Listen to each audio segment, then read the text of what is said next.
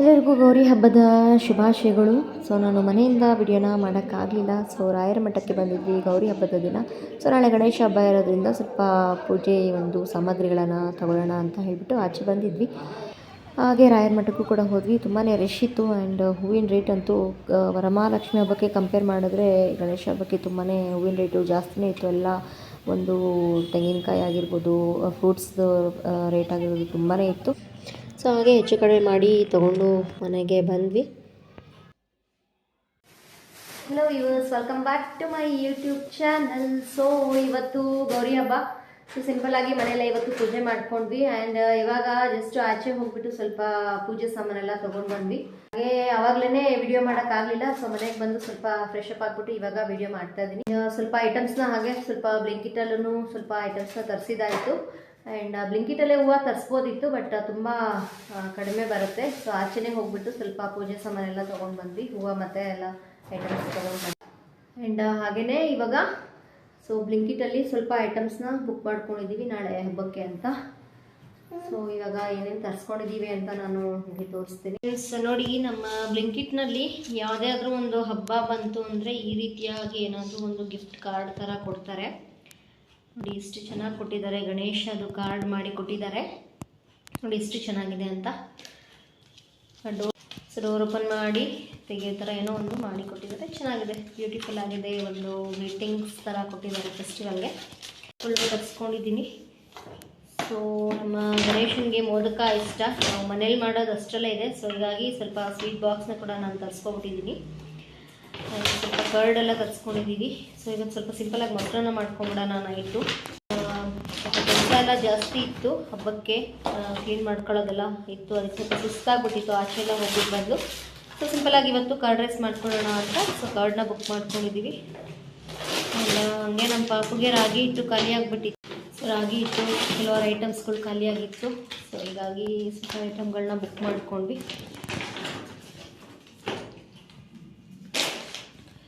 So ನಾಳೆ ಸಿಂಪಲಾಗಿ ಹೀರೆಕಾಯಿ ಸಾಂಬಾರು ಮಾಡೋಣ ಅಂತ ಅಂದ್ಕೊಂಡಿದ್ದೀನಿ. ಆ್ಯಸ್ ಯೂಶ್ವಲ್ ಹೀರೆಕಾಯಿ ಸಾಂಬಾರು ಮಾಡಿಬಿಟ್ಟು ಎಲ್ಲ ಒಂದು ಹಬ್ಬಕ್ಕೆ ಸಿಂಪಲಾಗಿ ನಾನೊಂದು ಸ್ವೀಟ್ ಮಾಡೋದು ಅಂತಂದರೆ ಶಾವಿಗೆ ಪಾಯಸ ಒಂದು ಮಾಡ್ತೀನಿ ಅಷ್ಟೇ. ತುಂಬ ರಿಸ್ಕ್ ಆಗುತ್ತೆ ನಾವು ಮನೇಲೇ ಎಲ್ಲ ಸ್ವೀಟ್ಸ್ ಮಾಡೋಕ್ಕೆ, ಯಾಕಂದರೆ ಮಗುನ ಇಟ್ಕೊಂಡು ಮಾಡೋದು ಸ್ವಲ್ಪ ಕಷ್ಟ. ಆಮೇಲೆ ಖಾರ ಐಟಮ್ಸ್ ಎಲ್ಲ ಬೇಕಾದರೆ ನಾವು ಮಾಡ್ಕೊಂಡ್ಬಿಡ್ಬೋದು. ಈ ಸ್ವೀಟ್ ಐಟಮ್ಸ್ ಎಲ್ಲ ಸ್ವಲ್ಪ ಕಷ್ಟ ಆಗೋದ್ರಿಂದ ಮನೇಲಿ ಮಾಡೋದು ಶಾವಿಗೆ ಪಾಯಸ ಒಂದೇ ಸ್ವೀಟ್ ಯಾವಾಗಲೂ ಮಾಡೋದು ಸಾಕು, ಸಿಂಪಲ್ಲಾಗಿ ಚೆನ್ನಾಗಿರುತ್ತೆ. ಇವತ್ತು ಗೌರಿ ಹಬ್ಬಕ್ಕೆ ಮನೆಯಲ್ಲಿ ಸಿಂಪಲಾಗಿ ಪೂಜೆ ಮಾಡ್ಕೊಂಡಿದ್ವಿ ಅಷ್ಟೇ. ಗೌರಿ ಕೂಡ್ಸೋಣ ಅಂತ ಅಂದ್ಕೊಂಡೆ, ಬಟ್ ನೆನ್ನೆ ಎಲ್ಲೂ ಆಚೆ ಹೋಗೋಕ್ಕಾಗಲಿಲ್ಲ, ತೊಗೊಂಡು ಬರೋಕ್ಕಾಗಲಿಲ್ಲ. ಸರಿ, ಅದೆಲ್ಲ ಸ್ವಲ್ಪ ಶಾಸ್ತ್ರೋಕ್ತವಾಗಿ ಮಾಡಬೇಕಾಗತ್ತೆ, ಬೇಡ ಅಂತ ಹೇಳಿ ಮನೆಯಲ್ಲೇ ಮಾಡ್ಕೊಂಡ್ವಿ. ನೋಡಿ, ನಮ್ಮ ಗಣೇಶನಿಗೆ ಮನೆ ಮುಂದೆನೇ ಬಿಟ್ಟಿತ್ತು ದಾಸವಾಳ ಎರಡು, ಒಂದು ರಾಯರ್ಗೆ ಮತ್ತು ಒಂದು ಗಣೇಶನಿಗೆ ಹಾಕಿದ್ದೆ. ನಮ್ಮ ಗಣೇಶ ನನಗೆ ವರ ಕೊಟ್ಬಿಟ್ಟಿದ್ದಾನೆ. ತುಂಬ ಖುಷಿ ಆಯಿತು. ಎಲೆ ಹಾಗೆ ಗರಿಕೆ ಹೂವೆಲ್ಲ ತೊಗೊಂಡು ಬಂದಿದ್ದೀವಿ. ಸೊ ಇವಾಗ ಮಾವಿನೆಲೆಲ್ಲ ವಾಶ್ ಮಾಡಿ ಮನೆಗೆ ಹಾಕ್ಬಿಡೋಣ ಮನೆ ಮುಂದೆ ಇವಾಗಲೇ ಅಂತ. ಸೊ ಬೆಳಗ್ಗೆ ಸ್ವಲ್ಪ ಎಲ್ಲ ಪೂಜೆ ಮಾಡೋಕ್ಕೆ ಕೆಲಸ ಇರುತ್ತೆ ಅಂತ ಹೇಳ್ಬಿಟ್ಟು ಇವಾಗಲೇ ಹಾಕ್ಬಿಡ್ತಾ ಇದ್ದೀವಿ. ಇದೆಲ್ಲ ಈ ಥರ ಒಂದು ಟಬ್ಬಲ್ಲಿ ನಾವು ಯಾವಾಗಲೂ ತರಿಸ್ಕೊಳ್ತಾ ಇರ್ತೀವಿ ಬ್ಲಿಂಕಿಟಿಂದ. ಸೊ ಹೀಗಾಗಿ ಇದನ್ನೆಲ್ಲ ಒಂದು ಟಬ್ಬಲ್ಲಿ ಹಾಕಿ ಈ ಥರ ಇಟ್ಬಿಡೋಣ ಅಂತ ಒಂದು ಟಬ್ನೇ ನಾನು ತರಿಸ್ಕೊಬಿಟ್ಟಿದ್ದೀನಿ ಈ ಥರ. ಸೊ ಏನಂದರೆ ಈ ಥರ ಹಾಕಿ ಇಟ್ಬಿಟ್ರೆ ಬೆಸ್ಟು. ರೆಗ್ಯುಲರಾಗಿ ತರಿಸ್ಕೊಳ್ಳೋದು ಈ ಥರ ಹಾಕಿ ಇಟ್ಬಿಟ್ರೆ ಒಂದು ಕಡೆ ಐಟಮ್ಸ್ಗಳು ಈಸಿಯಾಗಿರುತ್ತೆ. ಏನು ಬೇಕೋ ಅದನ್ನು ನಾವು ಈಸಿಯಾಗಿ ತೊಗೊಬೋದಾಗತ್ತೆ. ನೋಡಿ, ಸೊ ಇವಾಗ ನಮ್ಮ ಚಂದನ ಇದನ್ನು ಎಲ್ಲ ಮಾವಿನ ಎಲೆನೆಲ್ಲ ಇವಾಗ ತೊಳೆದ್ಬಿಟ್ಟು ಮನೆ ಮುಂದೆ ಹಾಕ್ಬಿಡ್ತಾಳಂತೆ. ಇವಾಗಲೇ ಹಾಕ್ಬಿಡ್ತೀರಿ ಅದು. ಸೊ ಇವಾಗಲೇ ಮನೆ ಮುಂದೆ ಹಾಕ್ಬಿಡ್ತೀವಿ.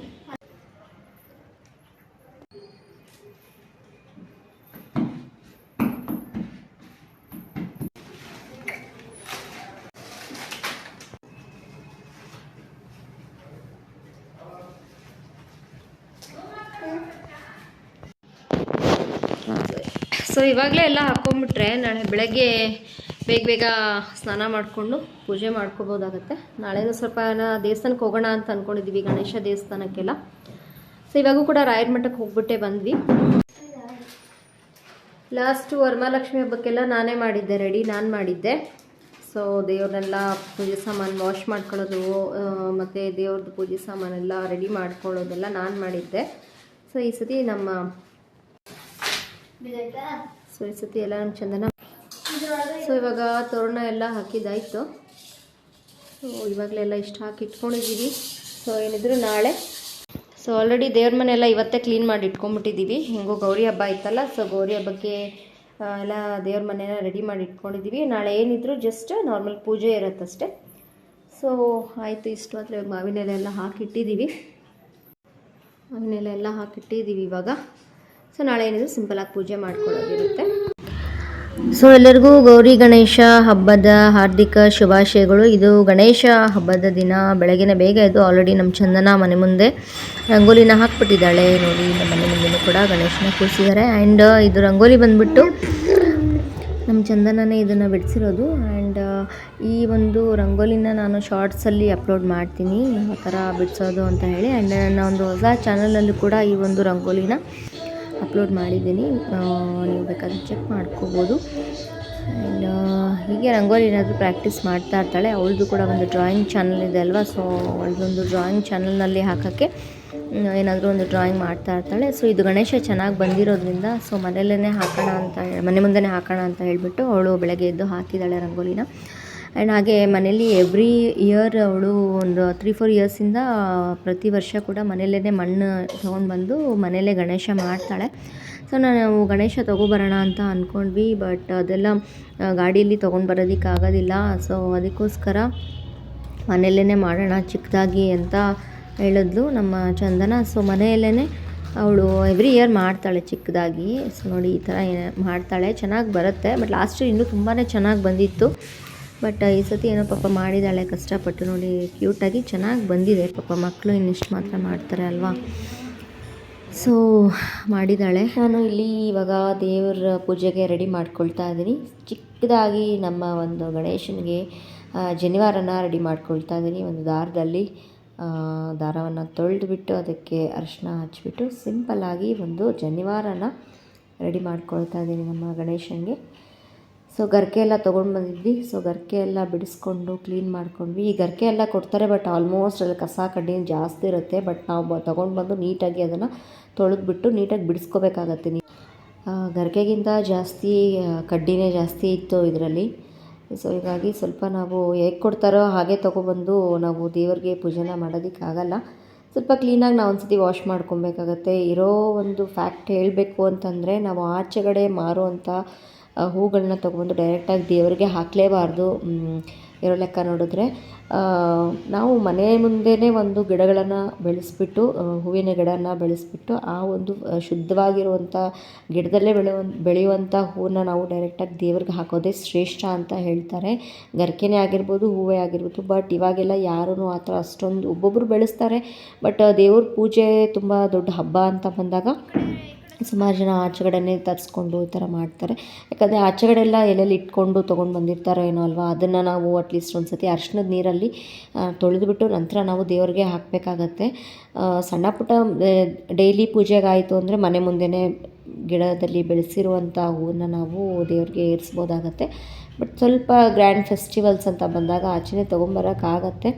ಏನೂ ಮಾಡೋದಕ್ಕಾಗಲ್ಲ. ಇವಾಗ ಎಲ್ಲನೂ ಮನೆ ಮುಂದೆನೇ ಬಿಡಿಸಿ ತೊಗೊಂಡು ಬಂದು ದೇವ್ರಿಗೆ ಹಾಕೋದು ಸ್ವಲ್ಪ ಕಷ್ಟ ಆಗುತ್ತೆ.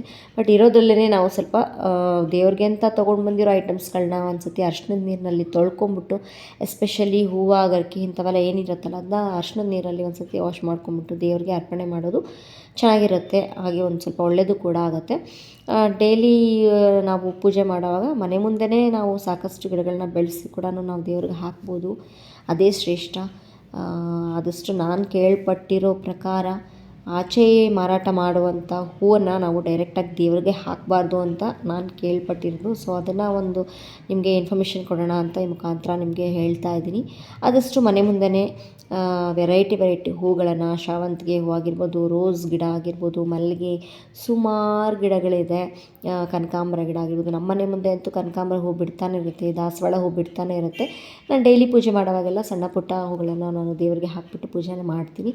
ಬಟ್ ಸಮ್ ಟೈಮ್ಸ್ ಇವಾಗ ಹೇಳಿದ್ನಲ್ಲ, ಪದೇ ಪದೇ ನಾನು ಹೇಳ್ತಾ ಇದ್ದೀನಿ, ಹಬ್ಬ ಅಂತ ಬಂದಾಗ ಏನೂ ಮಾಡೋದಕ್ಕಾಗಲ್ಲ. ಸಾಕಷ್ಟು ಹೂಗಳನ್ನು ನಾವು ಮನೆ ಮುಂದೆನೇ ಬೆಳೆಸೋಕ್ಕಾಗಲ್ಲ. ಬೆಳೆದಿರೋ ಹೂಗಳನ್ನು ನಾವು ದೇವ್ರಿಗೆ ಸಾಕಾಗಲ್ಲ ಹಬ್ಬ ಅಂತ ಬಂದಾಗ.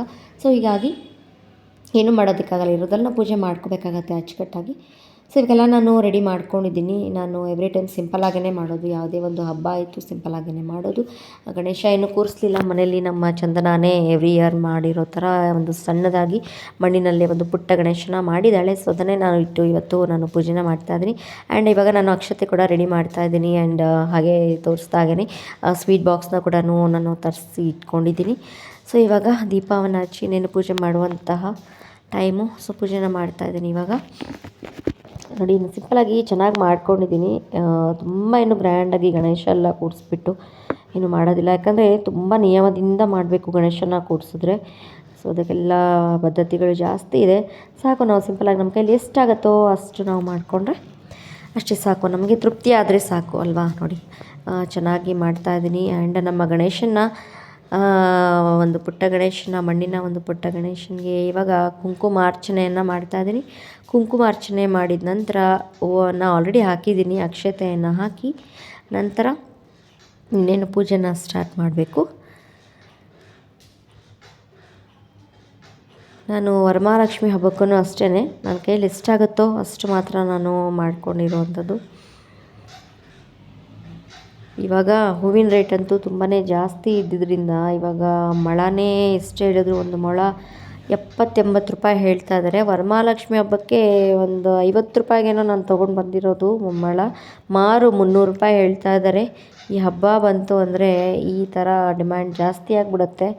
ಸಾಕು, ನಾವು ಮನೆಯಲ್ಲಿ ಎಷ್ಟು ಒಂದು ದೇವರ ಪೂಜೆ ಮಾಡ್ತೀವೋ, ಅಂದರೆ ಎಷ್ಟು ಫೋಟೋಸ್ ಇದೆಯೋ ಅದಕ್ಕೆ ನಾವು ನಮಗೆ ತೃಪ್ತಿ ಕೊಡುವಂತೆ ನಾವು ಮಾಡಿಕೊಂಡ್ರೆ ಸಾಕಾಗತ್ತೆ.